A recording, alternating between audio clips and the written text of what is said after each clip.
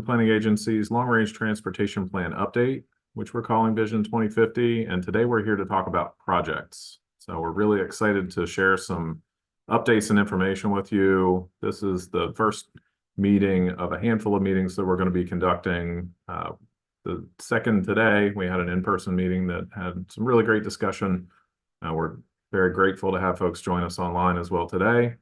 And we're going to talk about projects, and then we're going to be taking this information out and sharing it with the public as well, and updating our TPA committees.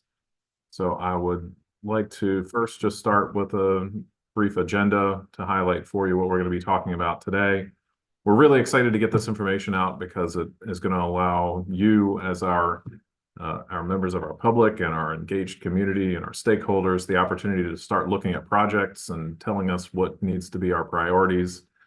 So the real focus today is to talk about our projects that are in consideration for the plan currently.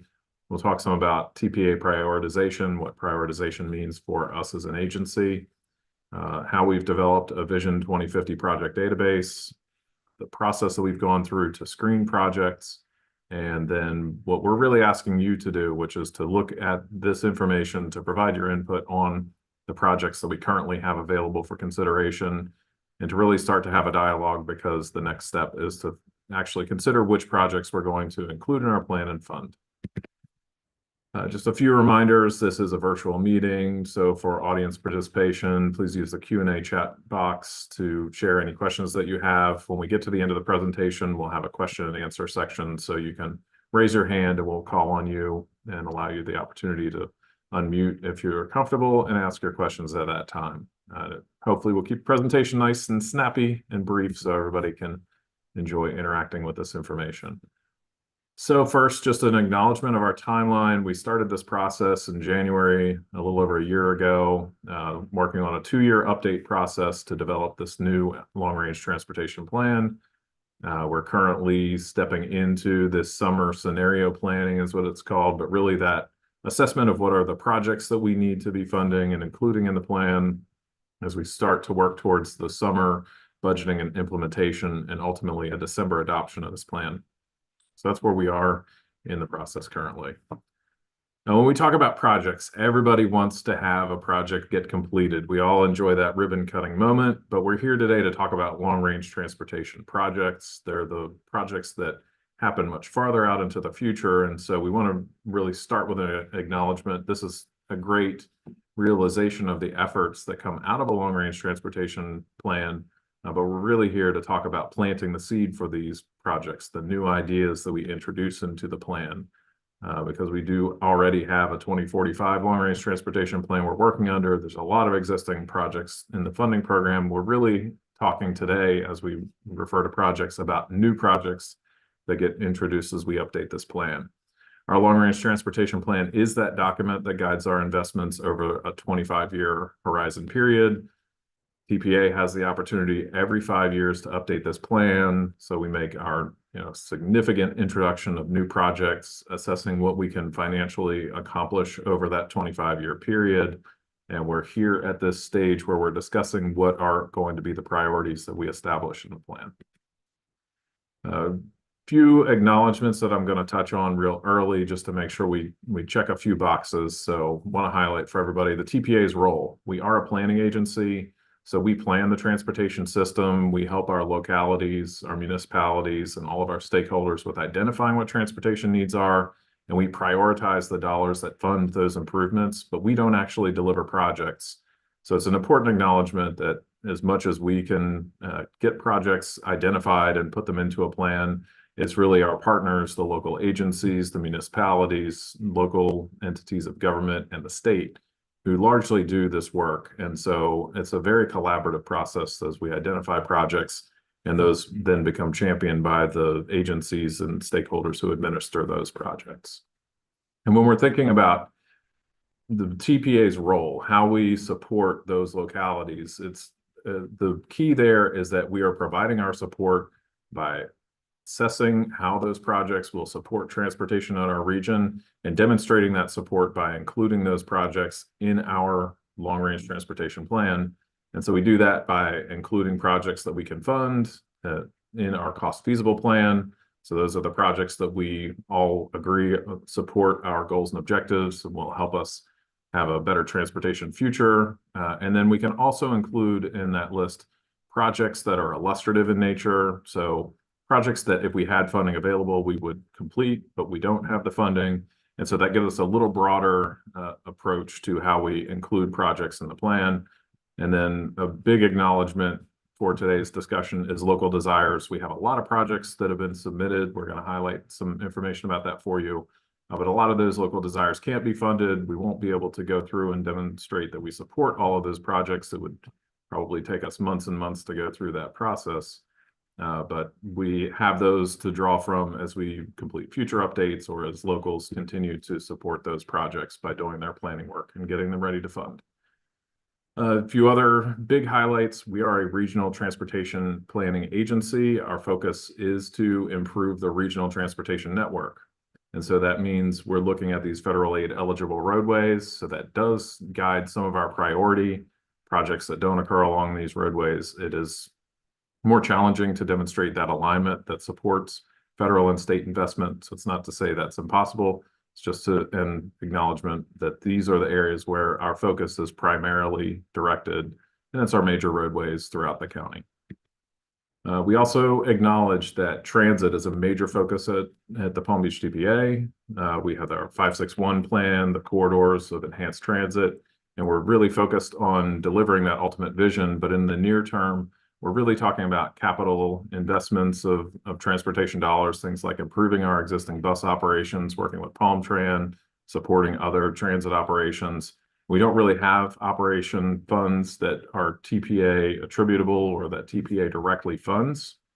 Those largely come out of local, state, and federal operating funds. So it's important that we acknowledge those are our bigger pushes that we're going to see that funding come in the future, probably through discretionary programs. So you'll see a lot of things in our plan that tee up those future investments, but in terms of the operations, we still need that dedicated operating source to support those future transportation investments in the terms of transit.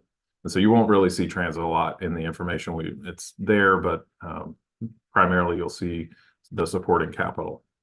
And so as we talk about projects, I'm going to walk through the project identification process to explain the call for projects, how that's informed, the information you're going to have the opportunity to review and provide your input on. And so that starts with project identification. So basically we have an abundance of needs within Palm Beach County. We refer to those as multimodal needs, as sort of a catch-all of these are all the needs that exist in our region. We could never possibly fund all of that all at once. There's more need than there is funding, but we can start to take a measured approach, attack the projects that we can accomplish with the available resources. And so starting that process is to establish what our local desires are. And we've done that through local project requests. So as I mentioned, we did a call for projects late last fall into the early winter. We completed that in December 16th of 2023. We had 17 transportation agencies and municipalities submit their projects. And through that, we received over 550 projects. We've continued to reach out to folks we haven't heard from.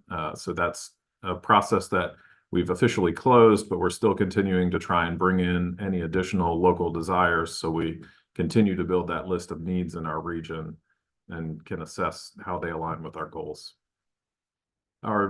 As we took that information, it was a ton of information that we received from our local partners. We've taken all of it and distilled it into a project database. And the key here is that we took that 550 plus projects and we incorporated additional information, our existing cost programs, our long-range transportation plan that we are currently working under, prioritization that's come through our annual funding programs.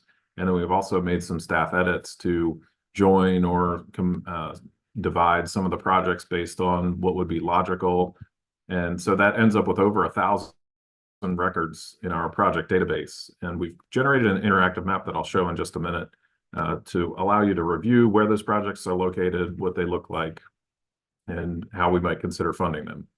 And so that first part of the process is just giving us the universe of possibility. What can we consider including in the plan? The next step, where we are right now, is project screening and looking at projects that we feel have the best alignment with TPA's goals and objectives, the projects that are going to potentially be the strongest candidates for funding. And so we've screened those. We've gone through a staff-driven screening process to identify candidate projects.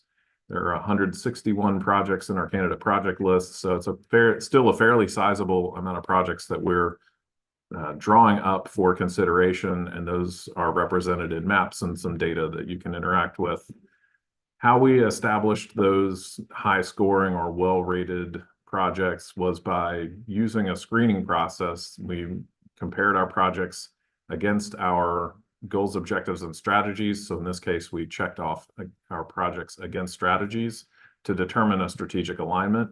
So each of the strategies for each project, we identified if it checks the box, accumulated those checks to generate a score, and then any project scoring 8 points or 8 checks or higher has been listed as a candidate project, with exception of projects that may have eligibility challenges.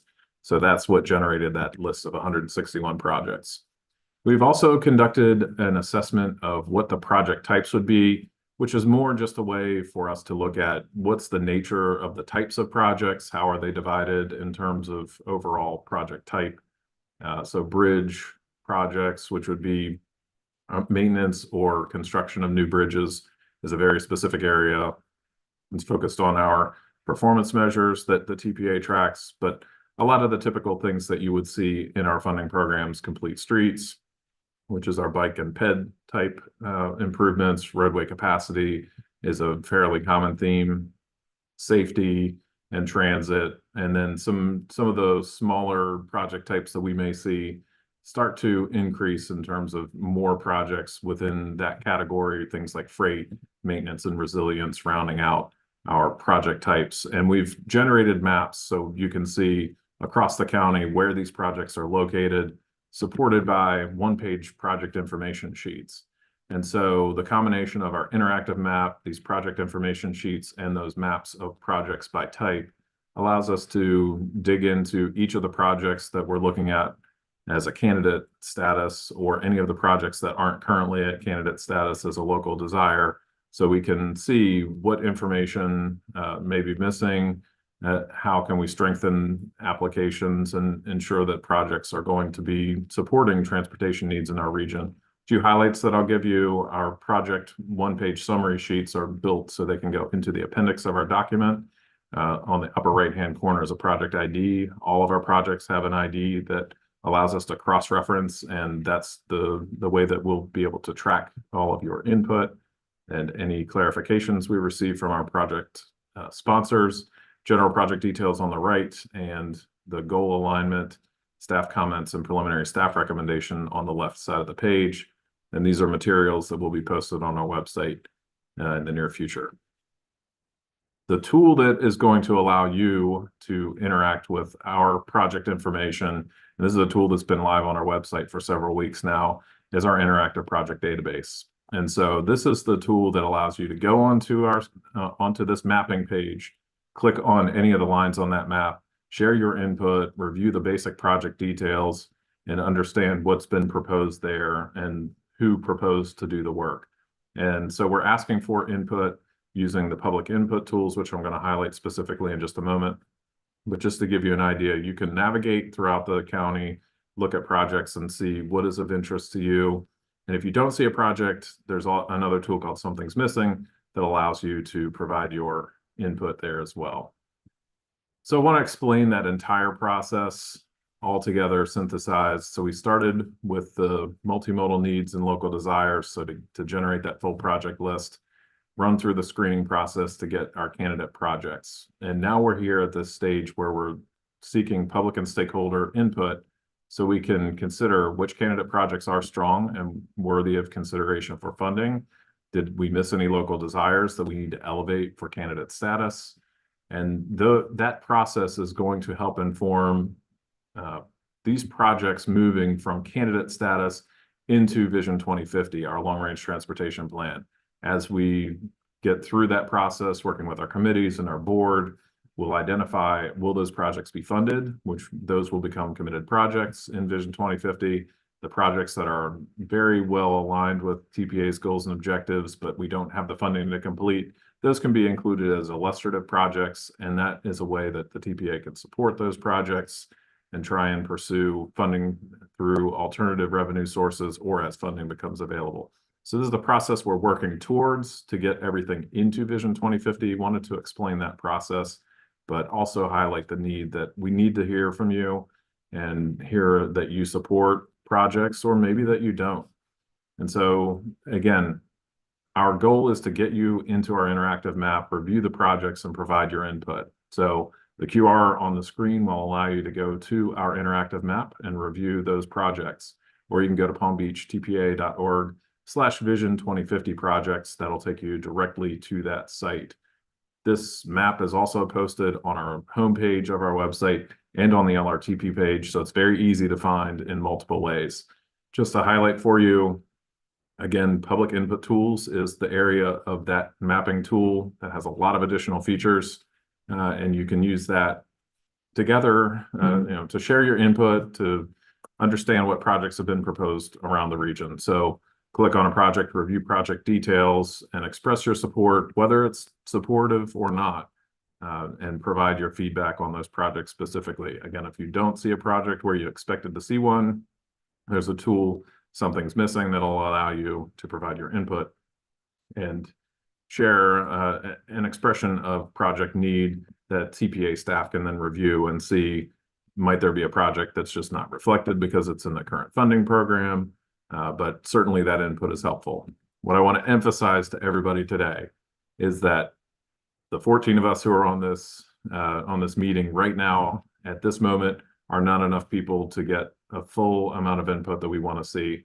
We want you to tell your neighbors. I'd encourage you to share this with your social media friends, to broadcast it to everybody that you know and let them know, hey, the TPA is looking for your input on the projects that we're considering funding in this long-range transportation plan.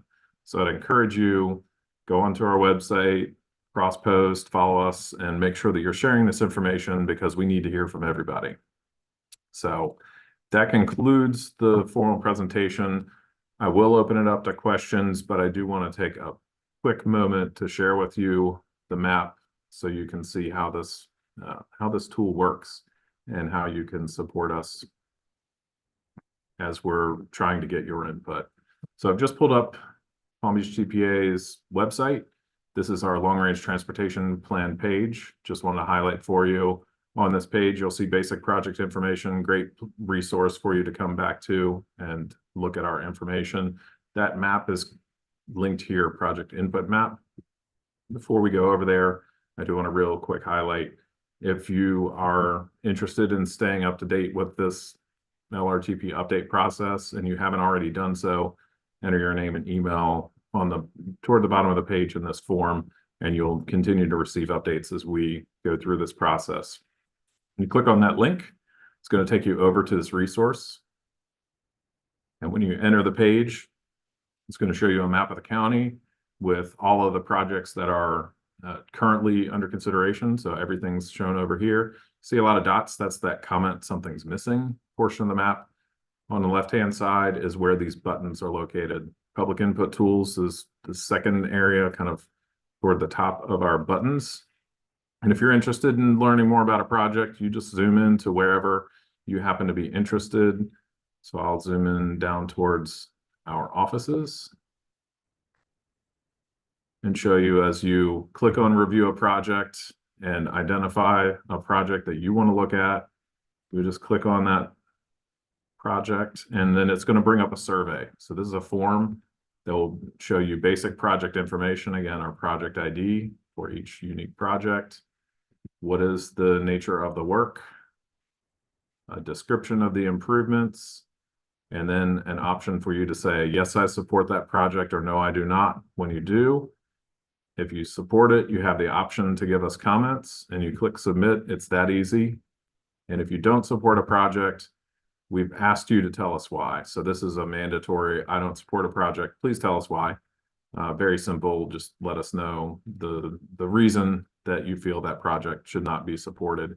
And again, easy as clicking submit, and you'll be able to share your input on all the projects. If you do have multiple projects that are in the same area, they'll show up as one of 8 in this case, and there will be a toggle that you can flip through and see the multiple projects that are proposed. So it gives you the opportunity to review all of those projects and see the various projects that are under consideration in that area. And then again, if I'm looking in an area and I don't see a project, if I click on the something's missing, it brings up this form, which allows you to select by the nature of whatever kind of improvement you're desiring, pedestrian, bike, lighting, whatever it may be. You click that button, it's going to bring up the tool. You pop whatever comment you have on the map, and then you can share with this form your basic input. What is it that you're trying to express a need for? If you have a recommendation, suggesting an improvement is a good way to tell us you have a recommendation, or it could be a general observation, maintenance and safety concern. So a lot of different ways that you can share information with us, and we can have that for consideration. So that concludes the presentation. And I did want to give you all the quick demo so you can see how to interact with this map. We're really excited to get that out for you all to review. And I will return to the presentation, and we can answer questions if there are any. Again, reminder, you can use that Q&A chat pod if you want to type in your questions, and we'll be sure to answer them, or you can raise your hand if you'd like to be called on to speak, and we'll be happy to answer any questions you have. We had a really great discussion this morning with the folks who attended in person, so happy to answer questions if anybody has any.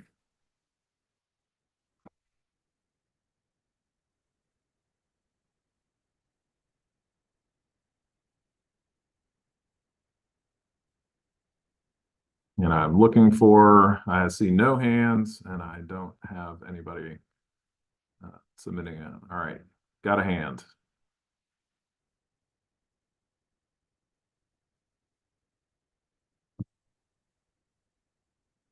Can you hear me?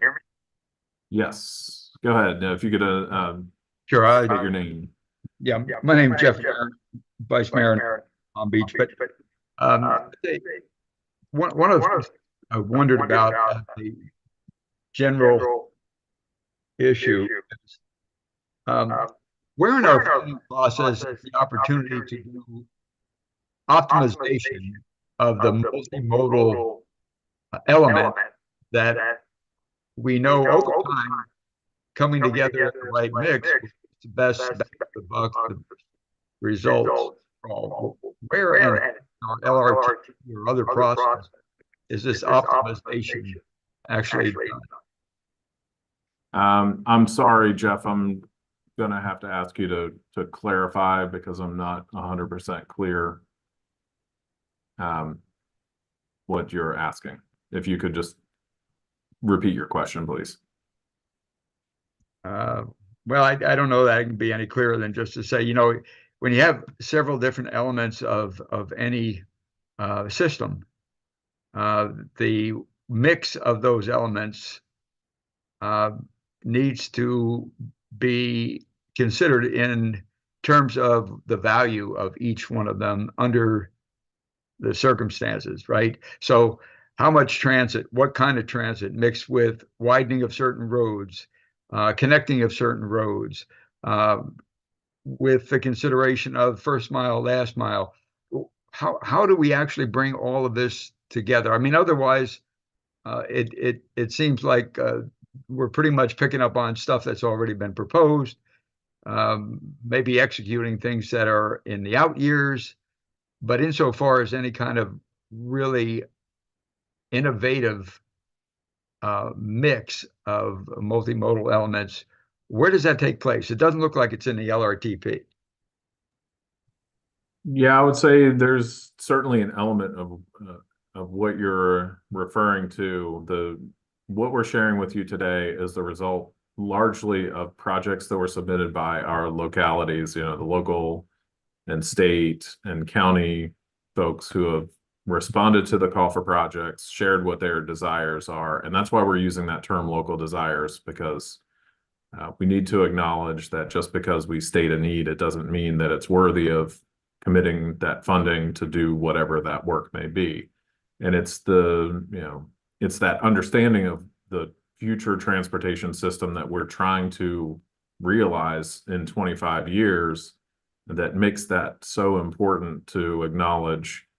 We're not talking about if we widen a road, we guarantee that there's not going to be congestion, or if we make an improvement at an intersection, we guarantee that there's going to be safe operations and nobody's going to have an injury as a result of a crash. I referred to it this morning, and I'm going to repeat it again, that we're at probably the second most exciting period in transportation in terms of the transportation history. The first most exciting would be the interstate movement that got a lot of folks excited, massive federal investment. And today we're we're working in an environment where technology and innovation are rapidly changing the way that we consider transportation, how we move, if we even need to, because folks don't necessarily need to travel. And so there are some very exciting projects and potential in what we called emerging technology that probably 5 years ago was more, something that was more in the back of people's minds, but it wasn't something we could really suggest we could fund and actually see anything come out of it. Connected technology, connected vehicles and things, there are elements of that have existed for some time, but we're now starting to see in automobiles connected technology that are coming from the manufacturers, what we call the OEMs, and the enhancements that we're going to see from AI being integrated into our traffic signals and how those operate.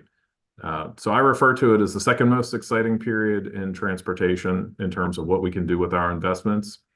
And that really changes how we think about transportation. Do we need to widen roads if fewer people are traveling because more people telecommute, or because cars are talking to signals and the system is operating so much more efficiently that we don't need that capacity anymore? And some of those are questions this agency won't have answers to, because quite frankly, as an industry, we're still trying to figure out exactly how rapidly some of those enhancements and innovations can be deployed and what what benefit they'll truly provide, because it's going to take some time for us to really see enough deployment to see the benefit for some of those technologies and innovations. But in my view, that's a really exciting potential that we won't understand even when we adopt this document, but we understand the promise that those investments hold. And that, to me, really, it really changes the way this plan was looked at 5 years ago when the 2045 LRTP was adopted. We really can lean into technology being a major influence in how we direct our transportation dollars. And then on the other side that you were talking about, how you're familiar with our 561 plans, our enhanced transit, and trying to accomplish mode shift, get more people to travel outside of a car. And I would say that's going to take an incremental approach. That's something that I've expressed internally to our staff, that we're not going to get everybody to ride transit automatically, and we can't just build out this very long, it's going to take a long time for us to accomplish that full vision. So it's going to take an incremental approach, but I think we'll absolutely get there. But over time, and certainly in a data-driven and measured way, that's how we're going to be able to realize that transit vision. And so I'd encourage everybody to engage on that transit side of the conversation as well, because that's another part of what Jeff's talking about. If you have anything else to add there, Jeff, I'll be happy to give you an opportunity to respond.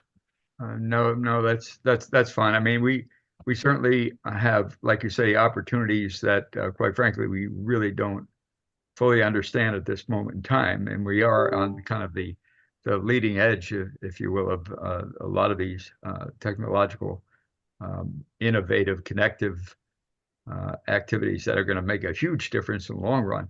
In the meantime, back where we are now, there are things we can do to optimize the mix of those things that currently exist, those things that are within reach, those pieces of that incremental movement in the transit area, all coming together well if they're kind of taken together and looked at optimally, and then getting people to buy into it, of course, is one of the critical things. So, but thanks for your response. I appreciate it. Thanks for your work, Nathan. Thank you. All right. I also wanted to quickly acknowledge a question that came in through the Q&A. So the question was raised, if somebody else has made a similar comment and you want to enter it, but you have the option, do you have the option to vote to support it or endorse somebody else's comment effectively? And the answer to that is yes. As you go in and review projects, if you see a comment that you like and you want to demonstrate your support for it, you can like that comment that somebody else has provided. One of the ways that we wanted to use the tool is to make sure that folks had the opportunity to see others' comments. So that's why we're using this interactive format. So just to emphasize that as you're reviewing and see other folks' comments, you can like that. And that is something that we can capture in the data to ensure that we reflect, not just the comment and support that one person had, multiple people's support for those comments can be captured as well.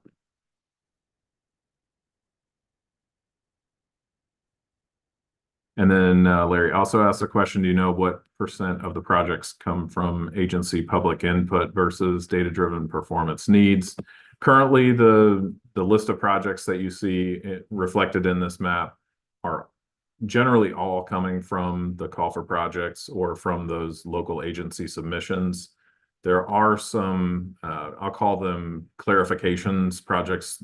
Part of the reason that project list grew was because we took projects that were submitted and made some clarifications to like split them out or to provide maybe some discrete project types for submissions that we received so at a staff level, there have been some additions to our project list just based on those clarifications. But I would say that we don't have a lot of public driven projects that have come into the plan, and we're working on an update to the needs analysis that could potentially identify some additional needs. So I think that's an area where we could see more of a data-driven projects come in through a data-driven process, things like identifying where we need to improve safety around bus stops based purely on the data that our project sponsors had not submitted. And the intent there would be to identify that as a need, but more of a planning need, and work with our local partners to get those, have those ideas become actual projects. All right, any other questions? Or if anybody else would like to share their thoughts. Nathan, it looks like Jim Bell from City of Boca Raton has a question. He has his hand raised. Jim, you can, you Hey, should can you hear be me? able to talk. Yes, go ahead. Yeah, Nathan, Jim Bell with the City of Boca. I had previously made comments in the map that is provided, the project's map, not through the other portion you had with the website where you can put in public input. Is it okay if those comments can be taken from the map only, or do I have to now go into public input and input some of the same comments? Because we had some things that we noticed that were inconsistent with our comprehensive plan, or for some other reasons, things from FDOT and items from FDOT and items from Palm Beach County. So I just wanted to, make sure that those are on the record. Jim, could you confirm, are you referring to the PDF one-page summaries that we shared with you, or are you referring to to our comment map tool? I believe it was the comment map, which you had already comments in it, and then that I was able to actually answer some of your comments and also add my own comments. So I was just wondering if that platform is, sufficient enough, if I also need to go into the public input section that you mentioned or that you showed earlier. Yeah, so what Jim's referring to, and Jim's with City of Boca Raton, we've been working with our project sponsors to clarify project details, the one-page summaries that I had the example in earlier in the presentation. And Jim, those, your feedback on those project-specific details is captured. We haven't updated it in these project records yet, but we did receive your comments or feedback to our questions and comments, and that will be incorporated into the data. So we'll be sure to have that reflected as we continue processing updates to the, what I'll call the LRTP database. Okay, great. Thank you for the clarification. Yep, thanks. Any other questions, comments, excitement, anything? I'll take it all.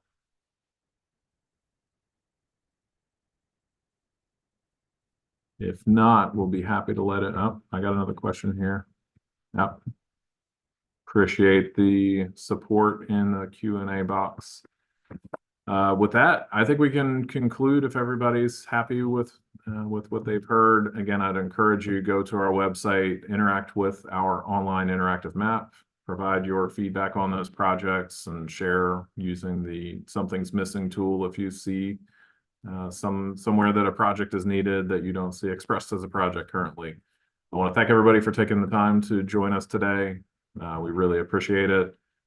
Again, more project information will be posted to the website on our calendar page, so you can see a recording of this, today's webinar, and also the information, the maps that were referred to in the presentation that are separate from the interactive map itself.